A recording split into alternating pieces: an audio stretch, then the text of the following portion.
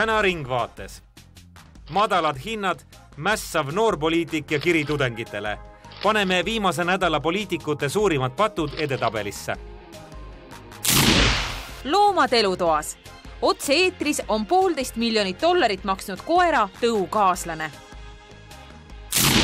Kõige pikemalt kestab ta ilmselt kodudes, kus on koormus väiksem ja seal kindlasti enam kui 5 aastat. Libisemisvastane imevahend lubab libedat põrandat pidama panna. Paneme selle proovile. Ja nüüd tuleb siis libisemise test. Siin teoorias ma peaksin kinni jääma.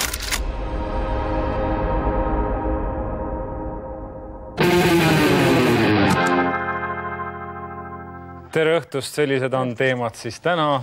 Tema nimi on Anu, minu nimi on Marko ja saade Ringvaade algab nüüd Eesti Televisioonis eetris olema absoluutselt igal päeval. Täpsust on siiski igal argipäeval. Me oleme eetris kella 19 kuni kella 20.05 välja. Kui te praegu imestate, et miks meil on ümber mullikile ja tellingud, siis see kõik on põhjusega. Meie stuudio on alles ehitusjärgus ja need mullikiled ja tellingud langevad mõne aja pärast ja siis te näete ikka tõelist Ringvaadet.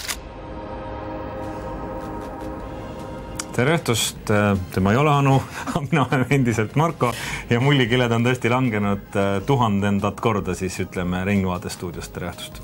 Tere õhtust, hea meel teid siin täna tervitada. 28. jaanuar on käes ja päev on kolmapäev.